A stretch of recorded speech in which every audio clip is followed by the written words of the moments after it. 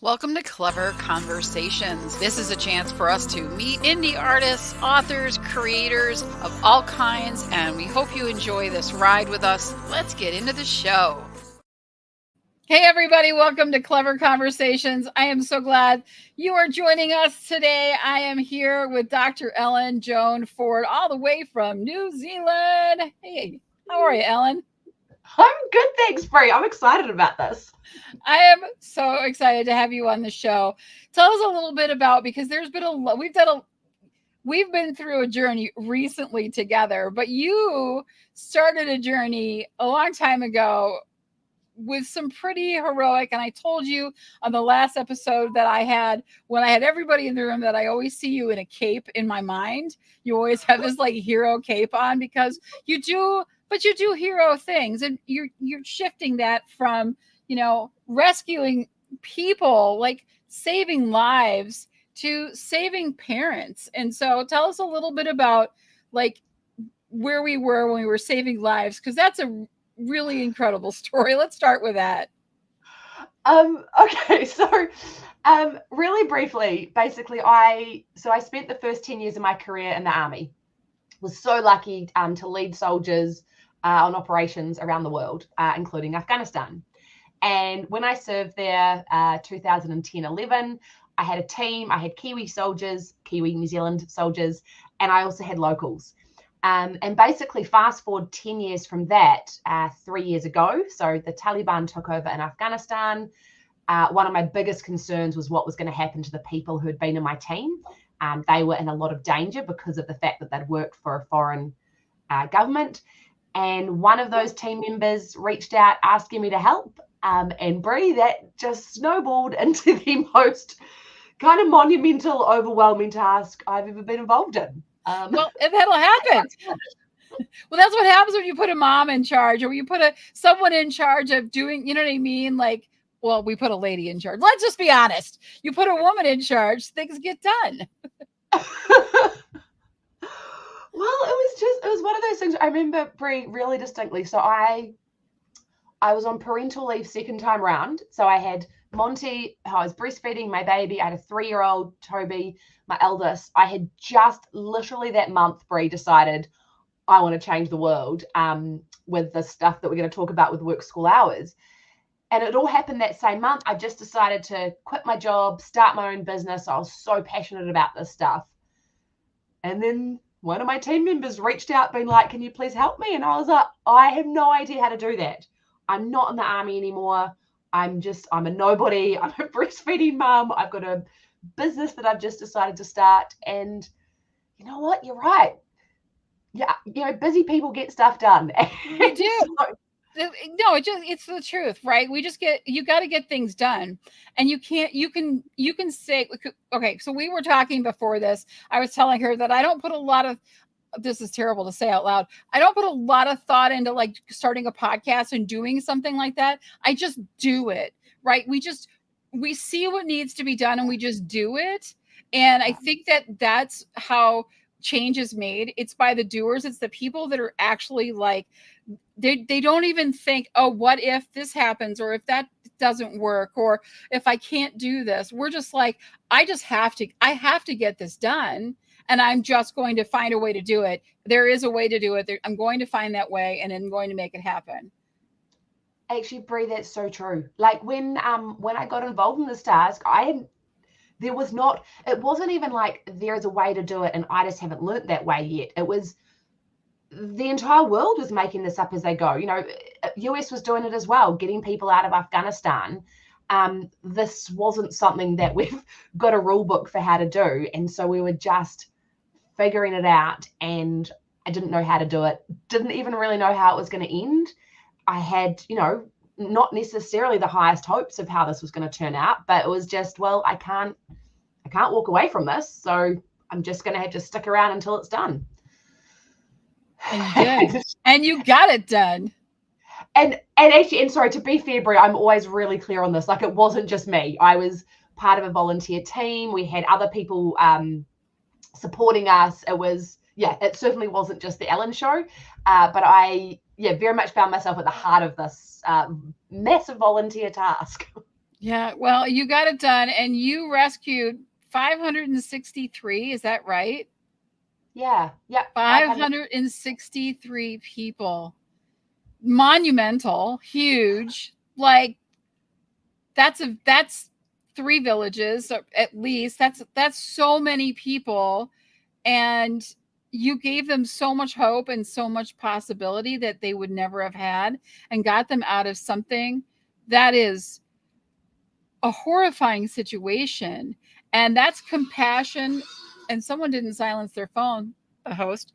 And but I mean, it's incredible, incredible. Tell me before we move on, because that's congratulations. And I don't know if that's even the right word for that. It's just like my heart swells with joy and happiness because of what you did, and knowing how much you affected so many lives. So congratulations doesn't even sound like the right thing to say. Like thank you, but from everything that I have. Yeah. Oh, thanks, Brie. It was a little bit surreal in some ways. We actually we had, when they all got here, so we had basically we got visas for 563 people, and then in my mind I was like, right, once all those people are in New Zealand, that's the bit done. And it was almost a year of life. It took a lot. I lost a lot of weight. It was freaking stressful. It was emotional. It was hard. But we had, when all the families got here, they wanted to thank us. So myself and my team, and they had this like a reunion event. And what was kind of cool, Brie, is most of the people were actually kids. So out of those 563, I can't remember the exact numbers, but if you think about, most of them were families with a mum and a dad, and they typically had sort of 4, 5, 6, 7, 8 children, like big families. And so most of the people at this reunion were actually children. And it was overwhelming, honestly. Like I was sobbing throughout most of the reunion, actually. These yeah, especially the little girls, because they can't go to school in Afghanistan under Taliban rule. And so it was just pretty amazing. Yeah, just seeing all these kids, and I brought my children along as well. And yeah, it was overwhelming. Yeah, overwhelming, but the determination. I don't think failure was an option, and you just kept like you had to keep going, and even like you said, lost a lot of weight. You had a whole year of your life. I mean, there's a lot that went through what you had to go through to get it all done. But I think there's something about, and I'm not going to bash on the men for this, but we do never say quit kind of thing comes, I think, a lot from a mom perspective. I'm a mom. I've got 4 kids. I like failure was not an option. Like you're going to fall, but you're never going to fail. You fall, you get up, right? But you're never going to fail. You just have to keep going and doing your best and keep trying to make things through. And the gift that you gave, especially these young girls, by now they are allowed to go to school and to learn and to become the people they were always meant to be. That is a truly remarkable gift. I know. I still see you with that cape. You don't see it? I bet you everyone in the audience watching sees the cape, because it's remarkable. It really truly is. Oh, thank you, Brie. And I don't know. I'm just like I'm just me. But what I should say as well is my team, actually, they were all guys. So I actually want to be fair to them. Like they were absolutely part of this. But we all brought different things to the table, the team. So I was the only woman in the team, and there were 3 guys, and we all brought different things. But I think one of the things that I did bring was that kind of being a mum was a factor. Like a big part of the role was putting together like just getting the documentation for travel. It was a lot of tedious paperwork, actually. And with that, you've got their ID cards of photos. And so I was looking, I spent hours of my day looking at photos of little children, putting this together. And I was like, I've got little children. And so that was one of the heartstrings that was pulling for me. And so I think that was in some ways, like, yeah, I'm a mum, but you know what? That probably was quite helpful for these families because it meant I really cared. And yeah. Yeah, and you did have a great team, and I don't want to discount the things that they did at all. I think you can be a driving force. I think there is that never say quit kind of attitude that you possess that pushes you forward and pushes you forward into what you are doing now. And I do want to kind of move into that because it just shows your passion, your determination, and your focus on really helping others. And I since the moment I met you, that's what I think about you is you have this passion within you that's a mission for you to make the world, to leave the world better, but to do that effectively in what matters to so many of us. And so I kind of want to talk a little bit about, before we talk about your solutions on things, I wanted to get into how many parents, whether it's, a normal family with the normal things that we go through, we struggle and all this stuff, to single moms, single dads, there's all these different dynamics. Family dynamics have changed, right? It's not just the typical mom and dad anymore. There are so many different family can mean so many different things. But one of the things that I think is really constant through that is the pressure that we feel to be everything, right? We have to do everything. So I know as a mom, and I actually moved away from teaching because I wanted to focus on my kids more and to be able to go to all of their things and do all of the things. And I couldn't make that balance. I couldn't do those things with, working all day and being a mom all the time. Right. And so I really struggled with it. And I think so many people struggle with, how do I do everything? And I'm always going to have to be I'm always going to be losing something. So let's talk a little bit about, like, how is this stigma, how is this thing that we have to do everything affected us, and why are we still holding on to that? Oh, wow. So, It's a lot. I mean, big question, Brie, and it's a question I'm passionate about. That's why I'm doing this. So, basically, we genuinely, Brie, we live in a world where we are expected to work as if we don't have kids and parent as if we don't have a job. That's the world we live in, and I don't accept it. And the reason we're in this situation, Brie, is because basically the kind of the construct of work, the 40-hour week, the 9 to 5, that came into play more than a century ago. Like, it's not modern. It's, Henry Ford's car manufacturing era. That was kind of when it really was cemented. And it was fabulous social progress in that time. So, actually genuinely well done, Henry Ford, for bringing that in. But what's happened is that was in a time where there was the assumption that every household has a dedicated worker, a man, a dedicated caregiver of children, a parent. So they were two different tasks done by two different people. But that has, that does not reflect our society today at all. Women have been in the workforce for decades now. And it was kind of like women were allowed to join the workforce as long as they still got everything done at home. And we've just, entered the workforce, but no one has picked up the stuff at home. And it blows my mind, Brie, that we have not changed that construct of work. Like, we've made, I was saying this recently, we have made phenomenal progress over the last century. We think about things like the internet's been invented. I think we've been to the moon. Like, there's some pretty big progress that's happened, yet we have not changed the construct of work. It's remained the same. And so my big crusade is to change the construct, not to change people, but to change the construct. I think we have to. I think we have to. And I think it not only comes into play because we are stressed and we're, and a lot of people are even working 2 jobs. I mean, just to support their family. It's not an easy task. And then we wonder why the kids are playing video games all day or doing all these things. And, even back when I was raising my kids, they're all grown now, but when I was raising my children, I know there was times when their dad couldn't make it to things that they were doing. And so, there's a lot of, we don't have the time that we want to spend with our kids, and it's so fleeting. I was just talking to a friend of mine not 30 minutes ago, and she said, "Oh yeah, she's 16 already." I'm like, 16? Like, when? She was 4. Like, when did that happen?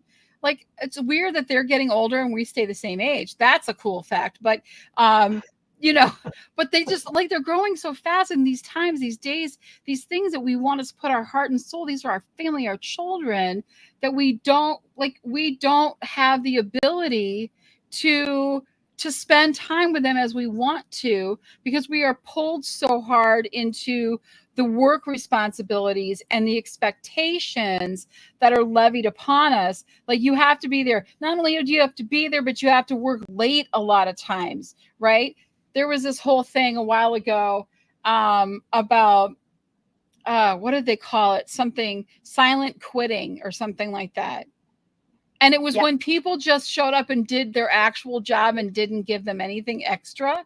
I was like, wait, you mean all they did was what they were hired to do, just their job, nothing more? That's silent quitting?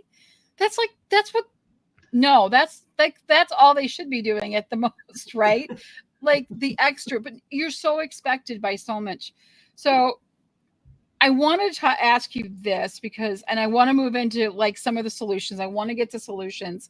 But not only is this affecting how we parent and how we raise our children, but I think a lot of times it prevents us from making the decision to become a parent. Mm-hmm.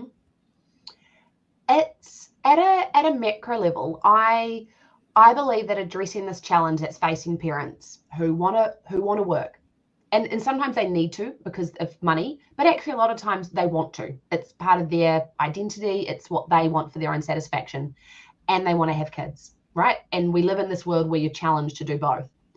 Well, sorry, it's a challenge to do both. Addressing this issue is one of the big crises, or one of the big things for our planet, I believe. So what you just said then about people, potentially not having kids or delaying it, there are some countries, Japan, for example, where they're going backwards in terms of population because people are genuinely not breeding. And one of the reasons they are not breeding as much is because it's so freaking difficult to be in the workforce and earn an income and also be a parent.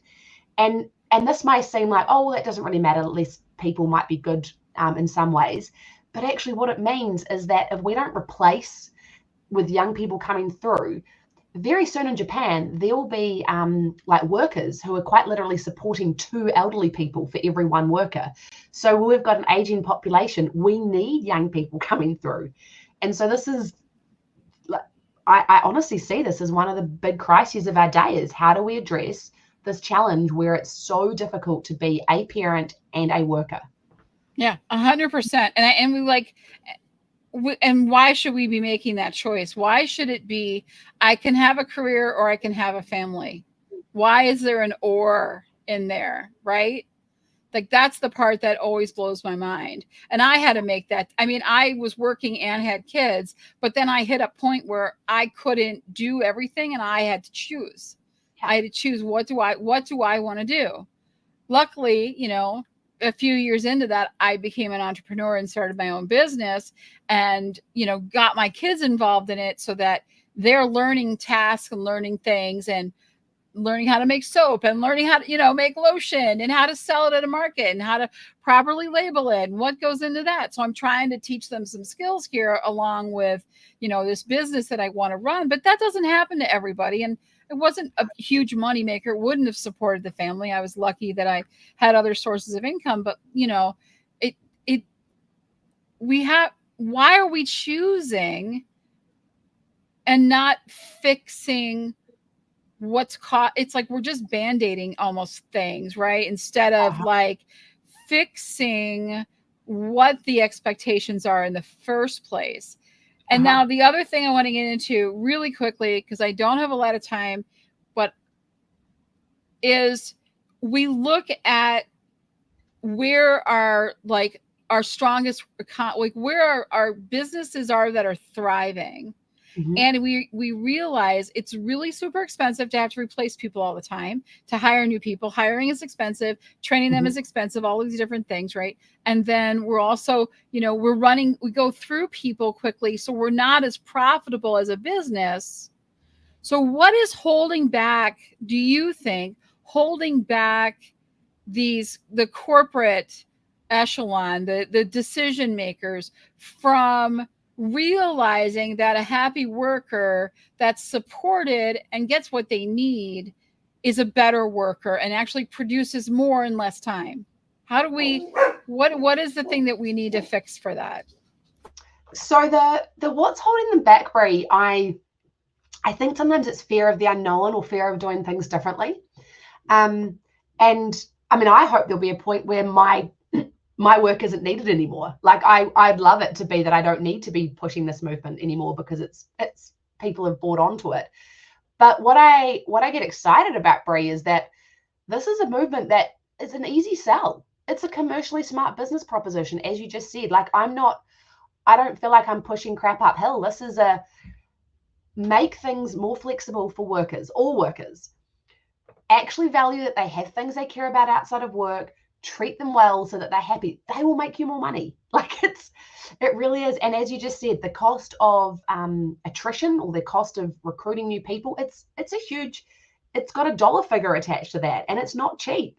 So when businesses start realizing that, oh, this is actually a sensible business idea, this is commercially smart, it kind of becomes a no-brainer. And what is cool, so this, the doom is that not enough businesses are doing it yet. But what I get excited about, Brie, is more and more businesses are starting to. They're seeing the light. And that gets me excited because there'll be a point when the businesses who haven't changed won't be able to get people. Yeah. So, it's going to happen. I believe this will be the way of the future. 100%. So tell us about work, school. Like, tell us about what all of this means. Like, what is it about? Like, I know we have belonging, autonomy, and purpose, but I want to get into the nitty gritty of what it's all about so that like people understand what it is that you're talking about. Awesome.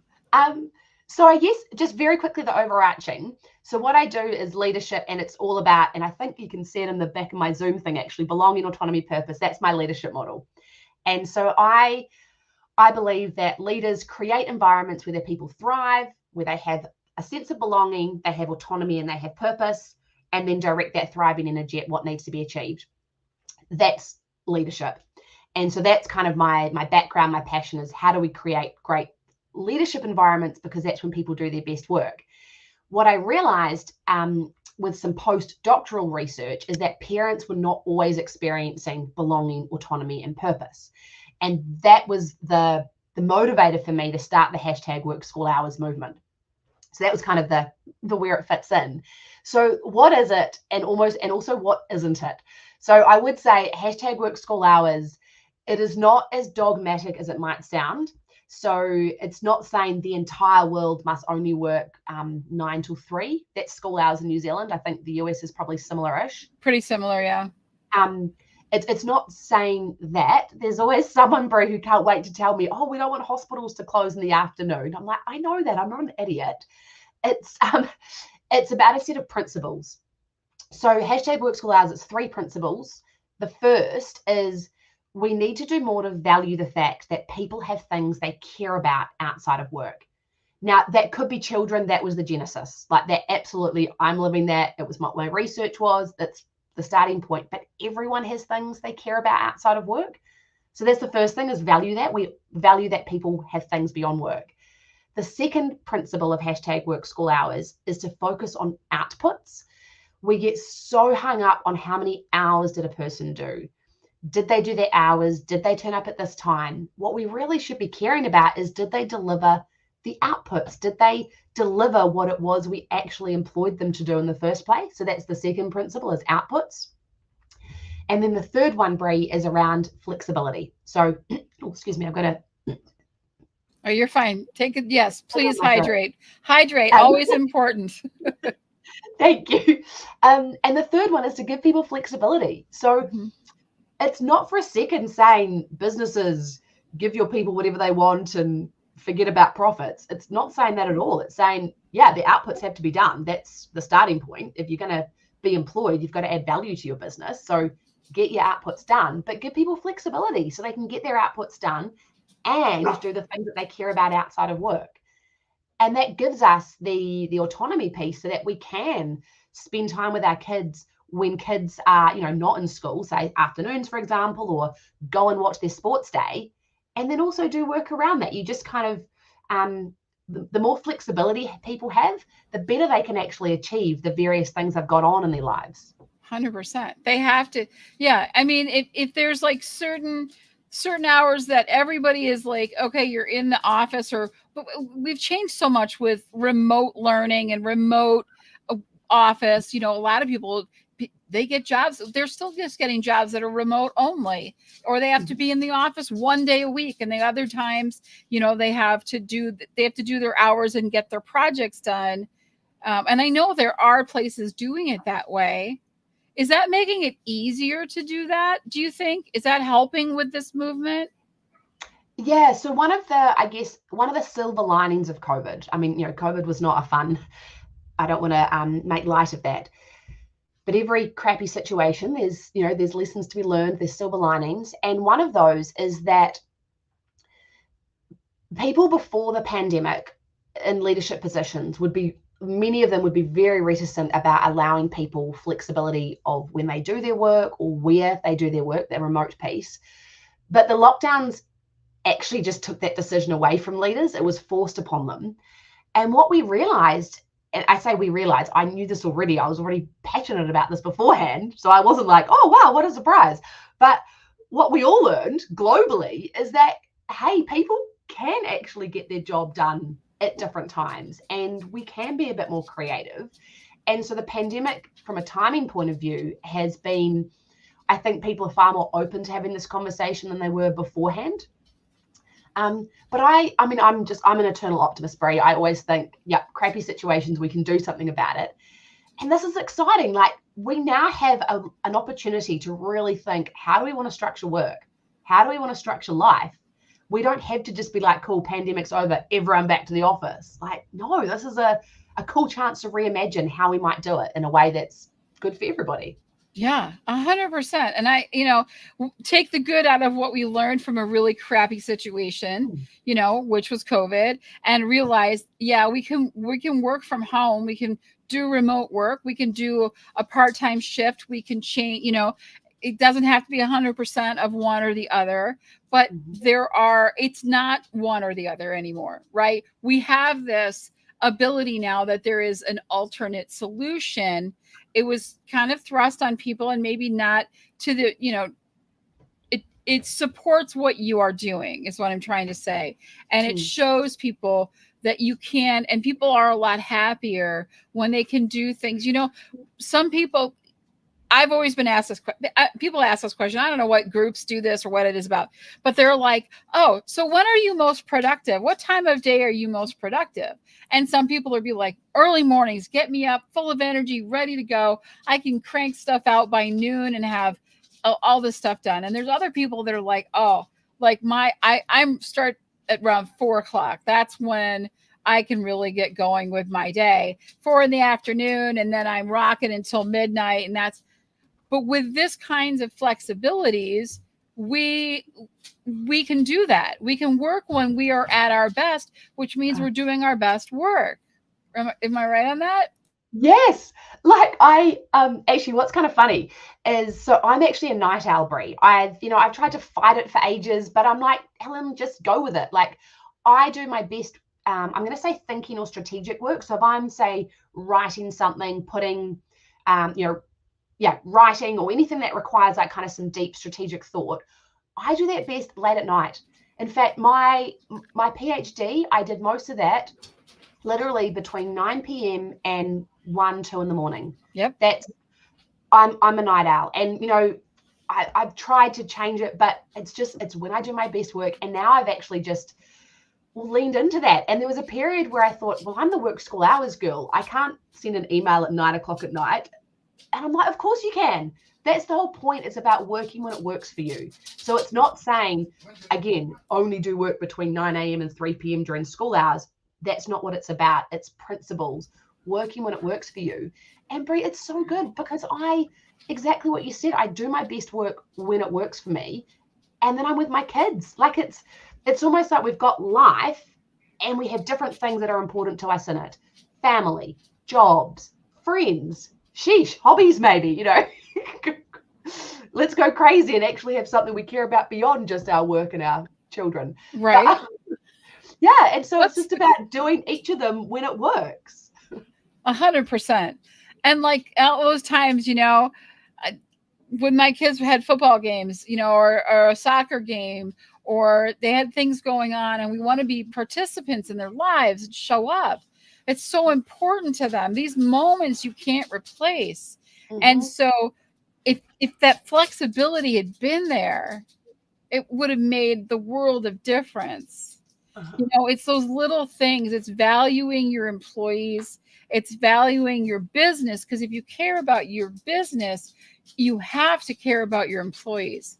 Uh-huh. Otherwise, you don't really have much of a business. And I think that makes the difference. I see that in the way I'm working now in my business is I meet people at all different times of day and all different, we're a couple, 10,000 miles apart from each other right now, or I don't know how far New Zealand is from here, but it's pretty darn far. So the time change is there, but like we still can work when we can meet. I have a business partner that might be moving to Asia. That didn't even cross my mind of how are we going to work together. It was, sure, we might have to change our schedules a little bit, but awesome. Like that's exciting. You can do these things. And so having that flexibility really supports the person, the family in so many ways that it's just, it changes the business to the positive. When you care about it, you go that extra mile. When you care about, because you're respected and you're honored and you're supported, you will do the extra things. If you're just doing the job and nobody cares and you can be replaced, there isn't that want to do those things. So if you give me balance, I'm definitely going to give the balance back. I'm definitely going to give that back to the person that signs my check and I'm going to care about that business. And I'm also going to celebrate that business. Uh-huh. So what are we doing? How do we get these things to start happening more? How do we get this movement? How do we talk to the boss that we can't stand right now? Right, because we all have them. There's somebody out there that's watching this is like, no, my boss is just a POS. I don't want to I don't want to. How do I even talk? What do we do? How do we get this out there? Okay, so can I go 2 threads? One is the how do you talk to the boss, and then the other is actually what the bosses can do. And so first of all, actually, I don't care. I'm going to do a plug. The Rattle to Wait book that we're part of, Brie, which I'm so excited. Lonnie Ray, and there's 10, 11-ish authors. We've all contributed a chapter, and it's on mental health. And so the bit that I'm focusing on is of health and mental health of parents and workers. And so I've got a chapter in there which gives a bit more information on work school hours. So Rattle to Wait, volume 11, it's freaking awesome. Brie's chapter is amazing. So I'm just going to plug that. And also, Brie, I'm excited. I've written my full book on work school hours, which it's on my website. That's where you can get it. And it's got like lots more information in it. So I just wanted to chuck that in there. But I think there's 2 bits in terms of if you are a worker and you're thinking, how do I approach my boss, even if I think they're a POS? It's not about going to your boss and asking for something. You're not actually asking for a handout. You're not asking to be given a favor. And you're not going to your boss with a laundry list of your problems and saying, oh, it's hard for me, I'm a parent. Let's just treat it as I am trying to make it really hard for my boss to say no. So what I almost like get people to role play this. So if I say, so let's just say you're my boss, Brie. So, hey, Brie, I understand that what you want of me is X, Y, and Z. These are the tasks that you want me to achieve, and you want me to do them by X date. Have I got that correct? Sure do. Thanks, Dr. Ford. Awesome. Thanks, Brie. So I would love to do that work for you. I'd love to do a great job of it. I'm passionate about it too. I'm going to deliver that for you. Can I please just trial, that de-risks it for the boss. Can I have a wee trial period of doing it a little bit differently? It would add immense value to my life if I could pick the kids up, say, 2 days a week, just as a bit of a trial. And then what I'll do is I'll get my work done around that.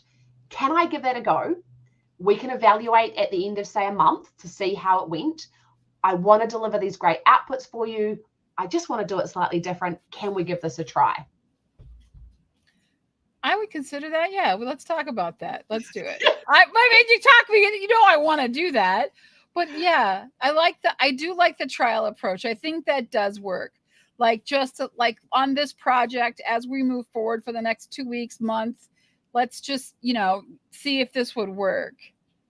Yeah. And look, obviously I can't account for every single boss out there. Some of them will just say flat out no. And I don't know that I've got a perfect response to that. I don't.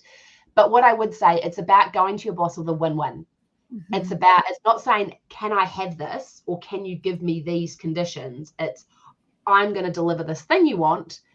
I want to do it differently. And then in the trial, then it's on you, right? Make sure you do a damn good job doing that trial. So that it makes it really hard for the boss to say, no, we can't do that. And sometimes the responses might be, oh, well, if I give that to you, I've got to give it to everybody.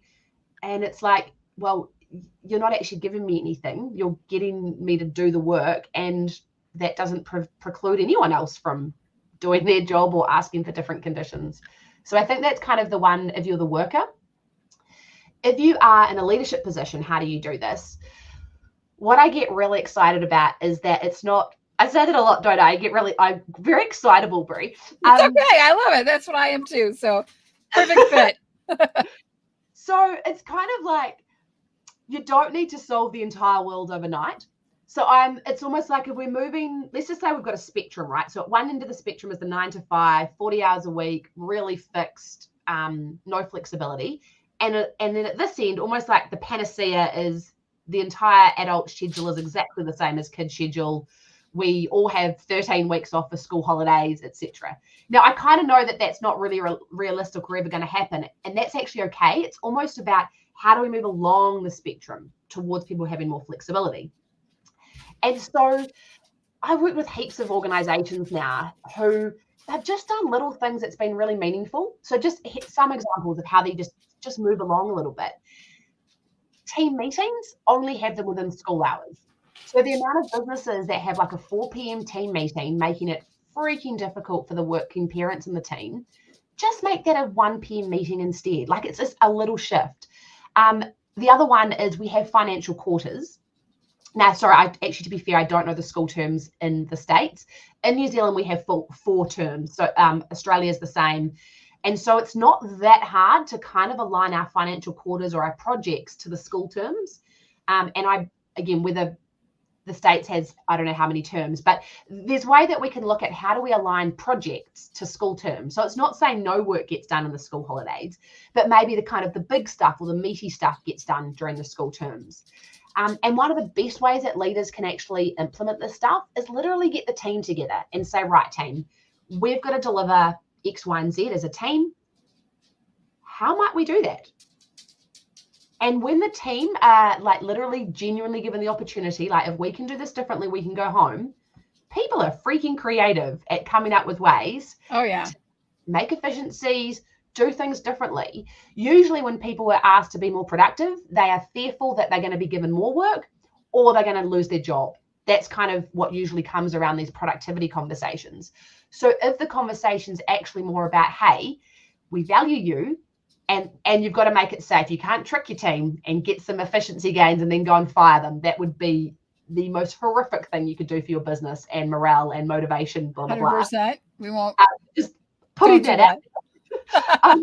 But if the team leader the team leader doesn't have to solve it all. Literally just get the team together. And I've seen some amazing examples of shift workers.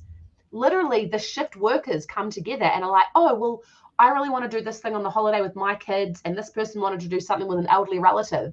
And they just come up with it together. They allocate themselves to the shift. And the manager was like, oh, wow, I thought people would be kind of jack and, not look after their teammates. No, people who are in a team that actually value each other, they want to help each other. And that's the environment you actually want to create, because that's when people do better work. Like 100%. I mean, you have to care about each other. You have to be supportive of each other. My husband's at work and all of a sudden a food truck shows up, and the boss has sent a food truck to their plant so that they can all get breakfast on him. It's little things that, that say, hey, I care about you, even though you had to work extra hours, kind of a thing. Some jobs you can't like change the hours because it is what it is and people need work. And you know what I mean? When you're on that kind of a position, but the fact that there are always things that bosses can do, that owners can do to show that they respect their employees. And when you give them the opportunity to figure things out, because what you're saying to them is, you don't need me to be the police or the principal, right? I believe in you. I trust in you. I respect you, that if this is the project that's assigned, you will make the right decisions to figure out how that happens. And sure, there's always going to be somebody once in a while that might not pull their load or do something. And then, well, that's the person that's going to, you really notice it in this situation, wouldn't you? You know what I mean? Like, it'd be really obvious that they're not the team player that you wanted them to be, and maybe they're not the best fit. But the people that are there, that are a good fit, are going to do those things together. They are going to work those things together and make things happen. And it's going to be probably more efficient, better results, higher quality of work than they would have had they just done the normal of, here's the hours, here's what you're doing, this is what I expect. Brie, it so is. I've got, I've been doing this a while now. Like, it's my research, and in my book, there's just so many examples of different businesses across a wide range of industries. So this is not, it's quite easy to think, oh, this will work for office workers. And I mean, really, that should be kind of the easy starting point. But actually, I've got lots of industries like construction, transport, farming, shift workers, medical, with examples of just how they've tweaked things a little bit. And it makes a massive difference to the genuinely what their teams produce. Like, it's so, as you said at the start, happy people are better workers and make their companies more money. That's not sort of a happy clappy idea anymore that people think's rubbish. No, there's hard evidence for that. Like, it's very well researched that when people come to work and feel valued and feel that they have belonging, autonomy, and purpose, they do better work. Yeah, and they do more, and they start to love. Oh my gosh, they love their job.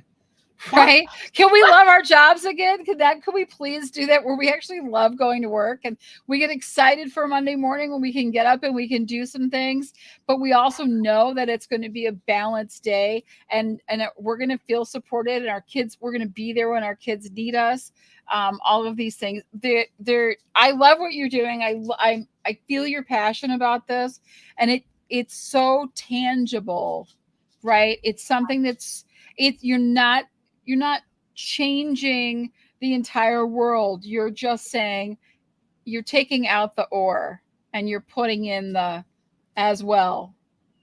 Career as well as parenting, right? Both. Yes. Right? Yeah. And so let's do both, and let's make it a happier place. You did talk about this, and we'll talk about it again. Rattled Awake, Volume 11, the mental health issue.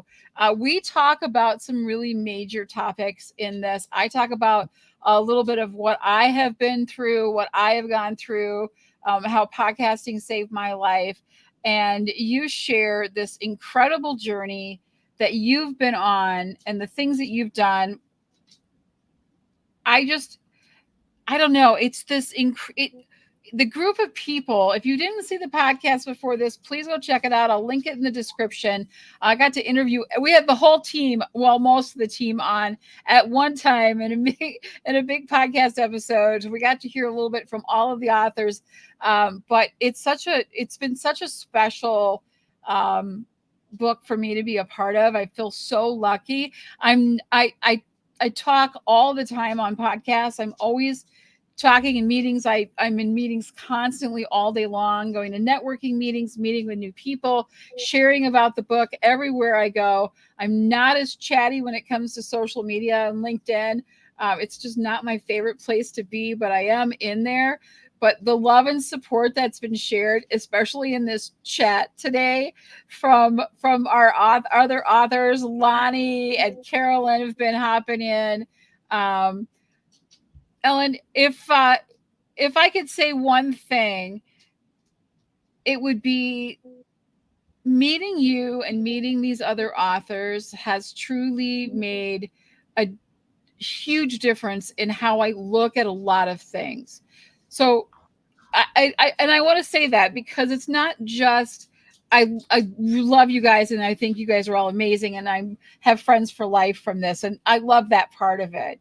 But what I'm saying is it changed my perspective on things and it helped me understand what everyone is going through more so that I can be a better human in how I talk to others when they need me. And I thank you all so much for that. So not only am I just so thrilled to be a part of this book, but really life changing and a way to understand with all of the vulnerable stories that people have shared, the parts of their heart, their soul that they've opened up to people. It's an incredible book. You should everyone should just go get it. It's $4.99 on Kindle. It's worth every penny, and please write us reviews. But what has been your experience doing this book?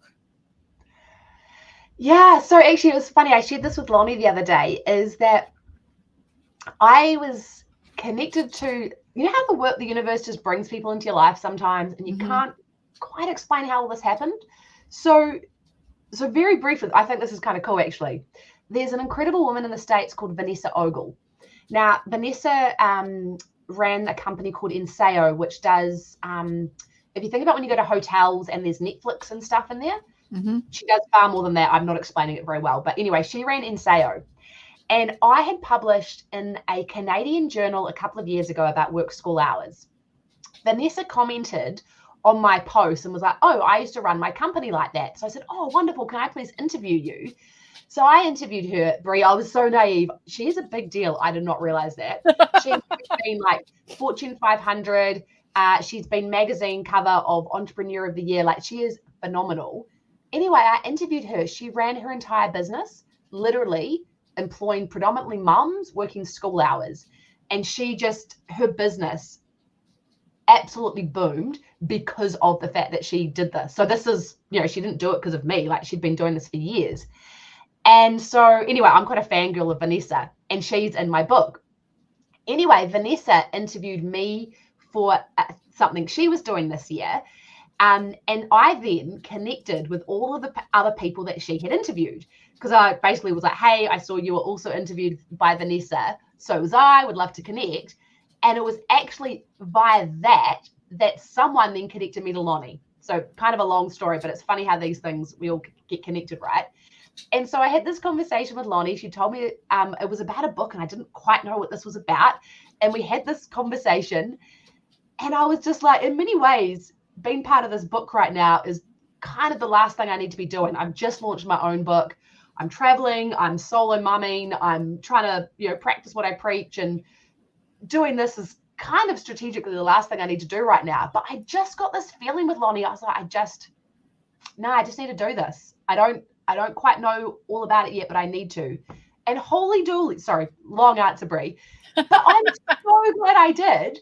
I just listened to everybody's stories was so powerful, and they're all really different. So, the book, I just what you said, reading everyone else's chapter, every single person I learned something from, and just feel the sense of team. And even though we've never met in person, which I'm used to this, the Afghan rescue was done entirely remotely as well. It's just this amazing team of people who all want to do something good for the world. And I love that, right? Doing good for the world. 100%. There Yeah. it is. Work school hours. You got to go buy this one as well as Rattled Awake, which we are thrilled to be a part of. Unbelievable. Work school hours, a revolution for parents, workplaces, and the world. I love this. I am so excited. Yeah, it is. And you're kind of a big deal. You are. You're a big deal too. So I don't know why you're like, oh, she's a big deal, but you are too. Oh, You are. I don't see it that way. You are. Cape and all. We love it.